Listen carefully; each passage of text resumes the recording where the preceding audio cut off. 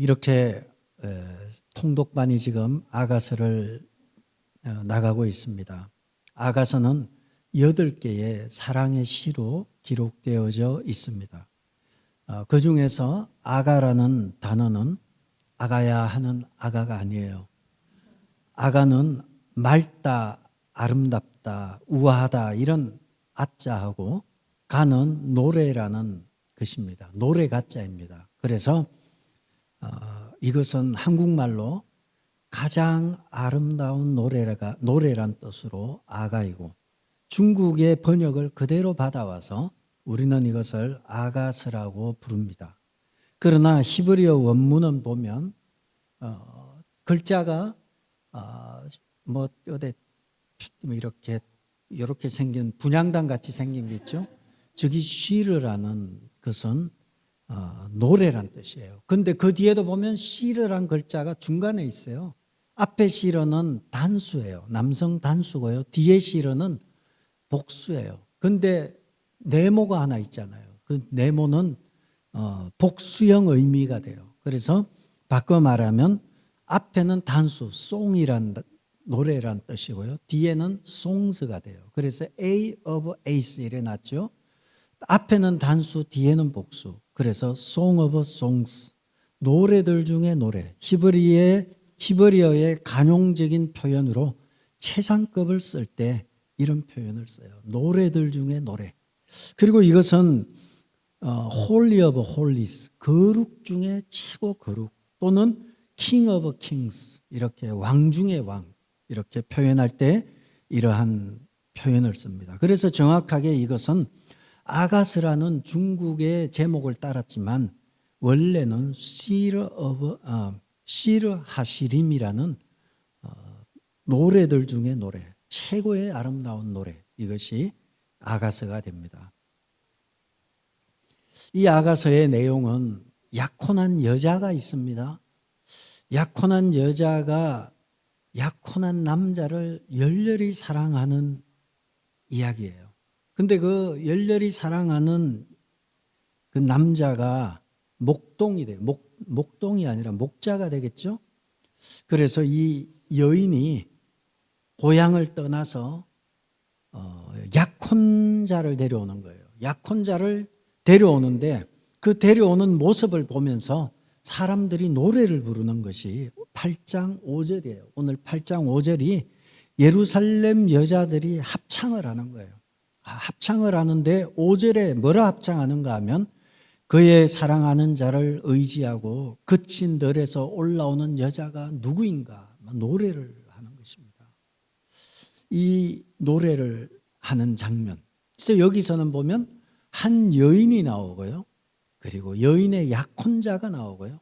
그리고 또 다른 부류 노래하는 합창단은 바꿔 말하면 예루살렘의 여자들이 나와요. 그래서 3자가 이렇게 등장하게 됩니다. 예루살렘의 여자들이 보니까 저쪽에서 여인이 올라오는데 어떻게 올라오는가? 5절에 그의 사랑하는 자를 의지하고 거친 들에서 올라오는 여자가 누구인가 하면서 그 여인을 보는데 그 여인이 어떤 여인인가 하면 한 여인이라는 것은요. 유대 사회에서 여자는 인격적으로 모르지만 대우를 못 받았어요. 그래서 여자는 숫자의 카운트가 되지 않았습니다. 그 정도로 여성들의 지위는 약했기 때문에 여성들은 남자와 결혼하는 것 그리고 남자의 도움을 받는 것이 굉장히 중요하기 때문에 수가성의 여인은 음란해가지고 남편이 5명을 둔 것이라기보다는 자기의 보호자가 필요했던 것입니다. 그래서 마찬가지로 이 여인은 여자의 수치는 결혼을 못하는 것이고요. 여자의 수치는 아이를 못 낳는 거예요. 이 여인이 약혼자를 데려오는데 그 약혼자, 그의 사랑하는 자를 의지하고 거친 들에서 올라온다는 거예요. 그 여자가. 그래서 여기서 이 여인이라는 것은 바로 우리를 상징합니다. 여인은 남편 없이는 존재할 수 없는 히브리 유대 사회에서 여인의 모습은 연약한 모습이에요. 여인은 남편을 사모한다. 여자의 저주는요, 선악과를 따먹고 지은 죄는 남자는 노동을 하게 돼 있어요. 나가서 열심히 노동하고요. 여자는 남자를 사모하는 저주를 받았어요. 그래서 여자는 남자를 사모하고 남자는 나가 노동을 하는 이러한 형벌을 받게 됐는데, 이 여인의 모습은 연약하고요, 사랑을 갈구하고, 그리고 여인은 늘 외롭고 쓸쓸한 모습으로 비춰지죠. 그리고 이 여인은 남편이 없는, 남자가 없는 여인으로는 얼마나 깨어지기 쉽고 약한 존재인지 모르는 것이 여인의 모습으로 기록이 됩니다. 우리의 모습이 이와 같아요. 우리의 모습이 굉장히 강해 보이고 똑똑해 보이고 잘나 보이지만 그것이 그렇게 똑똑한 것도 아니고 잘난 것도 아니에요. 다 우리는 이것을 전문적인 용어로 그 나물의 그 밥이다 그래요. 딱 똑똑하지도 않아요. 잘나지도 않아요. 근데 잘난 척 하는 거예요. 아무도 별로 안 알아줘요. 사람들은 그냥 그 말이 맞는 것 같네요 하지만 그 말을 진짜 맞다고 생각하는 건 바보예요. 그냥 립 서비스 하는 거예요. 맞는 것 같네요 그러는 거지 맞다고 동의하는 거 아니에요. 그걸 진짜 동의로 한다면 그건 바보예요. 그 정도로 우리의 모습은 참 약한 존재들이에요. 그런데 약혼자를 너무 잘 만난 거예요. 약혼자가 함께 올라오는 거예요. 올라오는데 그 약혼자를 보면 그의 사랑하는 자를 의지하고 올라오는 거예요. 여기서 의지한다는 것이 무엇입니까?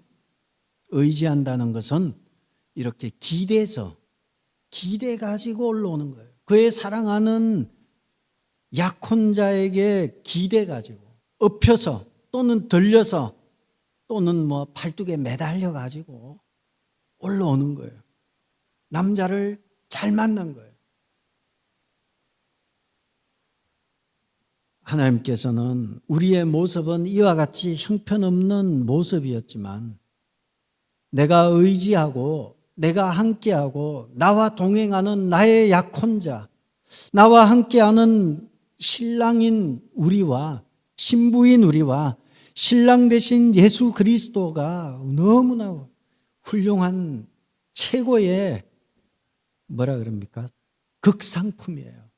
나는 아주 최악의 작품인데 최고의 극상품에 얹혀서 매달려서 저쪽에서 보니까 올라오고 있는 거예요. 저 여자가 누구인가? 어떻게 저렇게 복을 받았는가? 전생에 독립운동을 했나? 막 이러면서 부러워하는 거예요. 바로 우리의 모습이 이와 같다는 거예요. 내가 의지하고 내가 함께할 든든하고 힘세고 의지할 만한 그분을 기대 가지고 올라오고 있는 그러한 모습이 바로 우리의 모습이라는 거예요. 우리는 참 연약하고 우리는 불안한 삶을 살아요. 우리는 거친 들과 같은, 여기 보면 거친 광야를 거친 들에서 올라오는 여자, 그 거친 들, 거친 광야에서 이 여인이 올라온다는 것입니다. 우리의 삶은 이와 같이 광야와 같고 거친 들과 같은 삶을 삽니다. 그래서 우리는 늘 불안해요. 그리고 늘 외롭고 늘 두려워해요. 우리가 이 원초적인 두려움이 너무 강하기 때문에 감당이 안 되는 거예요. 이 외로움과 이 두려움과 이 쓸쓸함이 감당이 안 되니까 결국은 이 빈 공간은 우리의 신랑 대신 우리의 하나님만이 채울 수 있는 공간인데 그 공간을 비워놓으니까 그곳에는 마약이나 기타 다른 자극적인 것들이 잔뜩 들어와 있는 거예요. 그것으로도 회복이 되지 않아요. 그것으로도 만족이 되지 않아요. 기운이 떨어지는 거예요.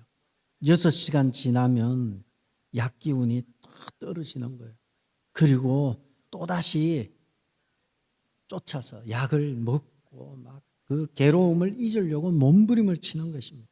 그것을 우리는 가짜라 그래요. 가짜는 가짜예요. 참된 위로를 주지 못합니다. 아무리 나를 충족시켜도 시간이 지나고 나면 너무너무 더 비참해지는 거예요. 저는 모르겠지만 마약을 하는 분들은요, 처음에는 좋아서 하는데 나중에는요 환각과 환청이 들린대요. 그래서 마약을 많이 하게 되면 온몸에 벌레가 막 지나가는 것 같고, 그게 많이 하면 그렇다고 합니다. 벌레가 막 지나가는 것 같고 검단 현상이 나타나고, 그 외로움을, 하나님만이 채울 수 있는 그 외로움을 세상의 것으로 채우려고 하다 보니까 끝이 없는 거예요. 그래서 오늘날 육체적인 질병은 병원에 가서 째고 수술하면 되지만, 육체적인 질병보다 더 심각한 것은 정신이 썩어 들어가는 거죠. 정신적인 썩어 들어가고 말라 비틀어가고 파멸에 나타나는 것입니다. 그렇다면 우리에게 있어서 복음은 무엇입니까? 이 원초적인 정신적인 질병, 원초적인 두려움을 극복하는 것은 전능하신 하나님의 사랑을 의지하고 나올 때입니다. 그의 사랑하는 자를 의지하고 거친 들에서 올라오는 여자는 누구인가? 우리는 하나님 외에 답이 없음을 알기 때문에, 오직 예수 그리스도만이 답임을 알기 때문에, 그 외에는 어떤 것도 진정한 답이 아님을 알기 때문에 우리는 그 주님을 찾는 것입니다. 오늘 전도서는 바로 이와 같습니다.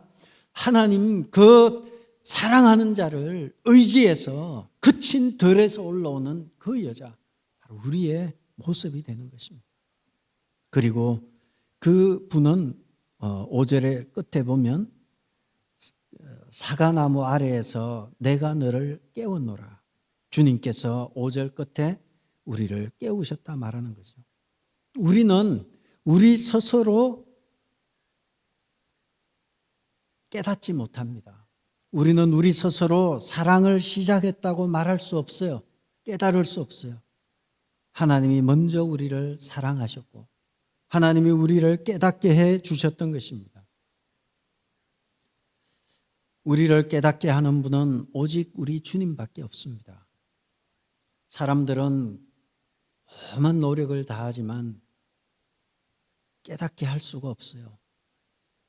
부모라고 할지라도 부모도 자식을 깨닫게 할 수 없어요. 하나님만이 깨닫게 할 수밖에 없기 때문에 우리는 하늘의 하나님께 구하는 것입니다. 하나님의 사랑은 우리를 더 의미 있는 삶으로 살게 하고, 그리고 하나님은 우리로 하여금 온전하게 깨닫게 해주시는 분이 하나님밖에 없습니다. 여러분 깊은 잠에 빠져 있습니까? 깊은 잠에 빠져서 혼미하게 사는 나를 깨닫게 할 분은 하나님밖에 없습니다. 그러므로 우리는 하나님 나를 깨워주시고 깨닫게 하여 주옵소서 기도해야 하는 것입니다. 여러분, 우리는 듣는다고 해결되지 않아요. 듣는 건 듣는 거고 행하는 것은 별개의 문제예요. 그러나 듣고 행하는 것은 우리 하나님이 함께해 주셔야만이 가능합니다. 우리가 담배 피우면 나쁩니다 이렇게 얘기하지만 다 아는 얘기예요. 그러나 막상 끊을 수 있는 힘은 우리에게 없어요. 하나님이 끊게 해 주셔야 하는 것이고, 끊지 못할 때는 하나님께서 끊을 수 있도록 환경을 끌고 가십니다. 그래서 구석으로 계속 끌고 가셔서 마침내 코너에 몰아서 멱살을 딱 검어지고 이래도 끊지 않겠냐 막 이렇게 협박을 하시는, 안 끊을 수 없는 상황으로 끌고 가시는 것처럼 하나님만이 우리를 끌고 가시고 깨닫게 하시는 것입니다. 저는 그 하나님을 믿고 여러분 하나님께 온전히 구하시는 여러분 되시기를 바랍니다. 5절 상반절에는 그의 사랑하는 자를 의지하고 거친 들에서 올라오는 여자가 누구인가? 의지한다 나오죠. 여기서 또 알 수 있는 것이 무엇입니까? 의지하고 이 말은 어떤 뜻인가요? 의지한다는 말은 바꿔 말하면 함께란 뜻이에요. 의지하고 둘이 함께 오는 거예요. 의지하고 오니까 동행하는 것입니다. 하나님께서는 나를 사랑하시고 나를 깨우시고 그리고 내가 의지하고 오니까 동행하시는 거예요. 성령께서 하나님의 영이 우리와 동행하시는 것입니다. 하나님은 사랑은 우리를 깨우실 뿐 아니라 우리와 함께 동행하시고 인도하시는 것입니다. 우리는 몰라요. 하나님이 나와 동행하는 것을 정말 몰라요. 그런데 지나고 나서는 깨닫게 돼요. 그러면 어떻게 해야 될까요? 지금 하나님이 나와 함께 하시는 것을 알 수 없어요. 그런데 지나고 나면 함께 했구나 알게 돼요. 그러면 우리는 오늘을 살아가는 우리는 어떻게 해야 할까요? 지금 하나님이 나와 함께 하지 않는 것 같지만 하나님은 나와 함께 하고 계신다는 거예요. 요셉은 17살의 어린 나이에 부모의 사랑을 많이 받았어요. 아버지 야곱의 사랑을 많이 받았습니다. 그런데 꿈꾼 것 때문에 형들의 미움을 받게 됩니다. 형들이 요셉이 오는 것을 보고 동생 요셉을 붙잡아다가 굴 속에 던져버렸다가 불쌍해서 굴에서 끄집어내가지고 10명의 형이 달려들어가지고요. 묶어가지고 굴 속에 던졌다가 또 끄집어내가지고 미디안의 상인한테 팔아버렸어요. 그리고 요셉의 옷은 또 벗겼어요. 채색 옷을 벗겨서 짐승의 피를 묻혀서 요셉이 짐승에게 물려 죽었습니다 하고 그냥 가져가 버린 거예요. 요셉은 어린 나이에 노예로 애굽으로 팔려가게 되었습니다. 이때만 해도 요셉은 내가 뭘 그렇게 잘못했나? 내가 잘난 척한 게 잘못했구나. 죄송합니다. 그리고 말았는데 가가지고 또 애굽에서 열심히 살았어요. 열심히 사는데 어느 날 보디발의 아내가 유혹을 했는데 성추행 범위로 또 몰려가지고 감옥에 또 끌려갔어요. 감옥은 죄수들이 가는 곳이에요. 인생의 막장들이 가는 곳이 감옥이에요. 흉악범들도 있고 오만 죄수들이 다 있는 감옥에 끌려갔어요. 감옥에서 나가야 되는데 나갈 길도 보이지 않아요. 꿈을 해석해 줬는데 또 바로 나가지도 못하고요. 감옥에서 그냥 주구장창 있는 거예요. 그러면서 그는 30세의 나이를 채워가는 거예요. 30세가 되면 애굽의 총리가 되는 나이이고 그가 감옥에서 궁중의 감옥을 거치면서 궁중에서 돌아가는 이야기들을 감옥에서 다 듣게 되고요. 애굽의 감옥에서 요셉은 어떻게 하는 것이 바른 것인지 알게 되는 거죠. 물론 그는 감옥에 있었어요. 그는 그의 인생이 앞으로 어떻게 펼쳐질지 전혀 감잡지 못했어요. 억울할 수 있어요. 하나님 왜 나를 이곳에 보내셨습니까? 내가 뭘 그렇게 잘못했다고 여기까지 보냈습니까? 그러나 그럼에도 불구하고 그는 원망하지 아니하고 삶을 성실하게 살았습니다. 나이가 되었을 때 꿈을 해석해 준 옛날에 꿈을 해석해 준 그것으로 인해서 감옥에서 나와서 애굽의 총리의 자리에 오르게 되고 이스라엘의 민족을 구원하는 역할을 감당하게 됩니다.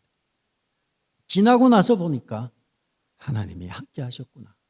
감옥에서도 함께 하셨었고 보디발의 아내를 성추행할 때도 함께 하셨고 굴 속에서도 함께 하셨고 사람들에게 욕을 먹을 때도 함께 하셨구나. 깨닫게 된 것이죠. 마찬가지입니다. 여러분 하나님이 안 보이는 것 같지만 지금 함께 하시는 거예요. 나중에 함께 하셨다 그 말 하는 것보다 지금 함께 하신다고 믿고 지금 감사하는 것이 낫습니다. 지혜롭습니다. 그래서 창세기 49장 24절에 요셉의 활은 도리어 굳세며 그의 팔은 힘이 있으니 이는 야곱의 전능자 이스라엘의 반석인 목자의 손을 힘입음이라. 야곱의 전능자 이스라엘의 반석인 하나님과 동행하게 된 거죠. 그리고 25절에 내 아버지 하나님께로 말미암나니 그가 너를 도우실 것이요 전능자로 말미암나니. 전능자, 성경의 이 전능자 엘샤다이, 샤다의 하나님, 전능자께서 함께 하신다는 거예요. 그래서 그가 복을 주실 것이라. 위로 하늘의 복과 아래로 깊은 샘의 복과 젖먹이의 복과 태의 복 이리로다. 하나님이 함께 하시는 복을 누리는 것입니다. 그러므로 우리의 삶 속에 거친 들을 올라가는, 거친 들을 지나는, 광야의 길을 지나는 때가 있습니다. 거친 들을 지난다 할지라도 두려워하지 않을 것은 주의 지팡이와 막대기가 나를 안위하시며, 두려워하지 아니할 것은 내 사랑하는 자, 또 내가 사랑하는 그분이 나와 함께 하시고 내가 의지하는 하나님이 나와 함께 하시기 때문에 이 거친 광야와 이 거친 들판을 기대어서 의지해서 나아갈 수 있는 것입니다.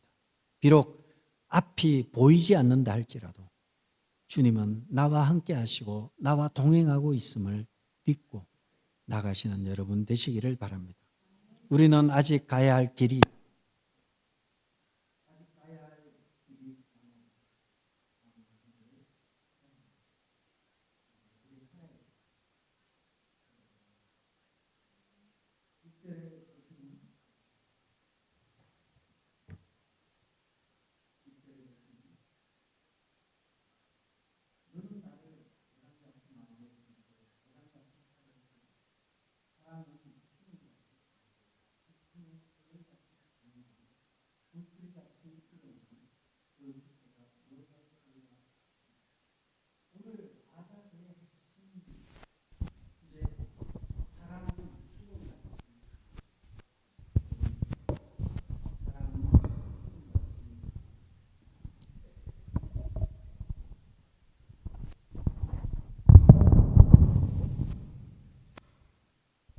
사랑은 수건같이 강하고 아가서의 가장 아름다운 노래의 핵심은 사랑입니다.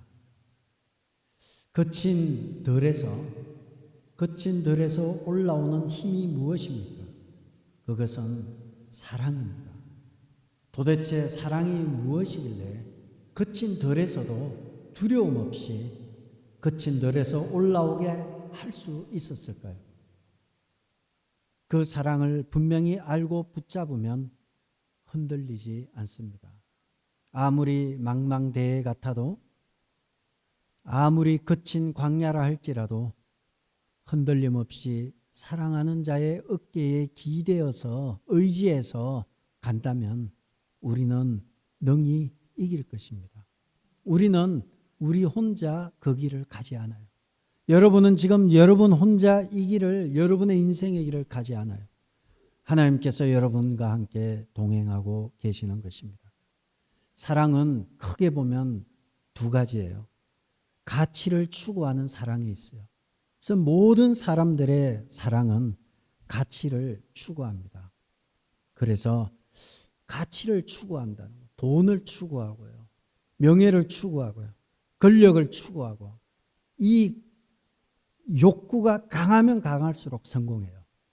대통령이 될 사람들은요, 권력 욕구가 굉장히 강한 사람이에요. 대통령이 언제 망가지는가 하면 권력을 잡고 난 뒤에는 망가진대요. 왜냐하면 이제 권력 욕구가 사라져버렸어요. 되기 전에는 막 정신없이 추구하지만 되고 나면은 허해버린 거예요. 아, 이제 다 이뤘어요. 대통령은 그렇다 치고 모든 사람들도 역시 그렇습니다. 더 많은 돈과 더 많이 배우고 남들보다 더 보기에 좋은 직장을 가지고 가치를 추구하는 사랑을 합니다. 그러나 하나님의 사랑은 가치를 부여하는 사랑을 합니다.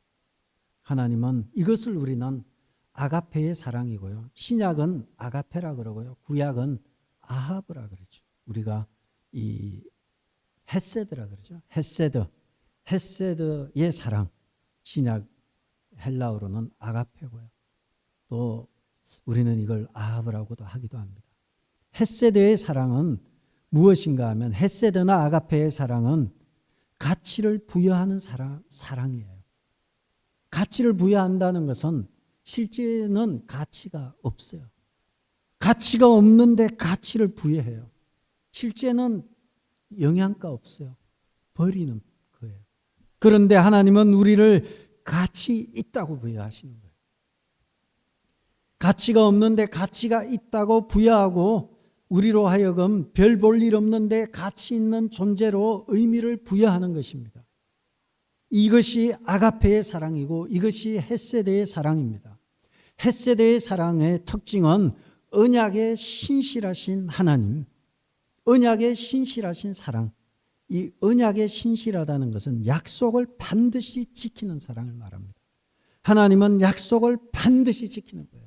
비록 약속을 했는데 뒤집는 분이 아니라 약속한 것은 목숨을 걸고 지키는 사랑. 이것이 헤세드의 사랑이고요. 당연히 목숨을 걸고 사랑하니까 이것을 실패하지 않는 사랑. unfailing love라 그래요. 실패하지 않는 사랑. 언약을 지키고 그리고 실패하지 않는 사랑. 목숨을 바쳐서 자기의 피값을 바쳐서 우리를 사랑했기 때문에 기독교의 핵심은 그리스도의 십자가와 그리고 부활이죠. 복음의 핵심은 십자가와 부활이에요. 십자가는 목숨을 바치고 사랑한 헤세드의 사랑이죠. 주님은 우리에게 가치를 부여하셨어요. 우리는 다 참 별 볼 일 없고 내세울 것 없지만 우리에게 의미를 부여하셨어요. 그리고 나에게 많은 가치를 매기셔서 하나님의 독생자 아들 예수를 내 대신 십자가에 못 박기까지 사랑하셨습니다. 그렇기 때문에 여러분의 가치는 세상의 어떤 것과 비교되지 않는 귀중한 가치입니다. 천박하게 하나님의 사랑을 다뤄서는 안 돼요. 하나님께서는 천박하게 내가 죄지면 미워하고 내가 착하게 살면 사랑해주고 그것을 인간적인 사랑으로 바꾸는 것은 하나님을 천박하게 만드는 거예요. 하나님의 사랑은 목숨을 건 사랑이고요. 실패함이 없는 사랑이고요. 반드시 약속을 지키는 사랑입니다. 그렇기 때문에 여러분 한 사람 한 사람의 가치는 너무나 귀합니다. 6절 마지막에 보면 사랑은 죽음같이 강하고 이것이 아가서의 핵심 내용입니다. 죽음같이 강하다 나오는데 강한 것이 무엇입니까? 우리는 야생의 맹수로 사자나 호랑이 강하다고 하죠. 그리고 강한 사람이 누구입니까? 많은 영웅 호걸들이 있었습니다. 그러나 그들은 전부 졌습니다. 무엇에 졌는가 하면 죽음 앞에 졌습니다. 세상에서 가장 강한 것은 역사상 한 번도 실패함이 없는 강한 존재는 죽음입니다. 죽음 앞에 장사 없습니다. 전부 다 죽어나갑니다. 인류 역사상 안 죽은 사람이 없습니다. 인류 역사상 가장 강한 존재는 죽음이었습니다. 죽음을 피할 수 있는 존재는 세상에 아무도 없습니다. 아무리 운동장에 가서 운동장을 뺑뺑 돌아도 죽음을 피할 길이 없어요. 이처럼 강력한 죽음을 넘어서는 것이 사랑입니다. 사랑은 죽음같이 강하다. 하나님의 사랑은 죽음을 피할 수 없듯이 하나님의 사랑도 마찬가지로 죽음을 넘어서는 것입니다. 아무리 내가 못나고 내가 안 되고 나 같은 사람은 필요 없다 할지라도 하나님의 사랑은 피할 수 없습니다. 하나님이 한번 찍으면 누구든지 그리스도의 사랑에서 끊을 수 없다. 하나님의 사랑에서 누구도 끊을 수 없습니다. 하나님은 그렇게 별 볼 일 없는 저와 여러분들을 사랑하셨습니다. 죽음을 넘어서는 최고의 강력한 것은 하나님의 사랑입니다. 죽음을 넘어서는 강력한 것이 하나님의 사랑으로서 그것이 드러난 것이 십자가에서 나타난 부활 사건입니다. 우리 주님께서 십자가에서 죄와 사망의 근세를 다 감당하시고 죽으셨습니다. 그리고 사흘 만에 죄와 사망을 깨뜨리시고 죽음을 깨뜨리시고 일어나셨습니다. 그러므로 부활의 첫 열매가 되신 우리 주님을 본받아서 우리도 부활의 소망을 가지게 되었고 우리도 죽음이 두렵지 않습니다. 아무리 별 볼 일 없는 사람이라 할지라도 하나님의 사랑은 능가하는 것입니다. 사랑이 죽음처럼 강한 것이며 반드시 구원하시고야 마는 것이 하나님의 사랑입니다. 성경 전체에서 부활장으로 유명한 것이 고린도전서 15장입니다. 15장의 마지막 두 절을 57절, 58절을 보면 이렇게 말하고 있습니다. 그러므로 내 사랑하는 형제들아 견실하며 흔들리지 말고, 거기까지요. 견실하며 흔들리지 말라는 것은 부활신앙, 부활장이에요. 부활신앙에 든든히 서 있으라는 거예요. 두려워하지 말고 견실하고 부활신앙에 든든히 서 있고, 두 번째, 항상 주의 일에 더욱 힘쓰는 자가 되라. 주의 일에 혼신의 힘을 다하라는 거예요. 부활신앙에 든든히 서고 그리고 주의 일에 힘쓰는 자가 되라. 왜냐하면 너희 수고가 주 안에서 헛되지 않기 때문이다. 여러분, 부활신앙의 기초에서 주님의 일에 힘써야 할 것입니다. 부활신앙이 무엇입니까? 부활은 기독교의 핵심입니다. 부활은 죄와 사망의 지배를 받지 아니하는 것이고, 부활의 첫 열매이신 예수님의 부활을 본받아서 우리의 신앙과 헌신이 헛되지 않다는 확신을 가지고 죽음조차 이기지 못하는 영원한 소망을 가지고 이 땅에 살아가는 것이 부활신앙입니다. 이러한 부활신앙의 전제는 하나님이 우리의 형편과 우리의 모자람과 우리의 어리석음과 우리의 바보 같은 행동에도 불구하고 우리를 사랑해서 자기의 생명을 내어주시고 사랑하셨다는 것, 그것이 전제가 되는 것입니다. 그러므로 사랑은 죽음같이 강하다는 것입니다. 아가서에서도 이 부활에 대한 소망의 메시지를 우리에게 던져주고 있습니다. 하나님의 사랑은 모든 것을 압도합니다. 죄와 사망뿐만 아니라 인간은 모든 죽음 앞에서 예외 없이 죽어나가지만 하나님의 사랑은 우리로 하여금 부활의 소망을 가지고 죽음도 두렵지 않게 만듭니다.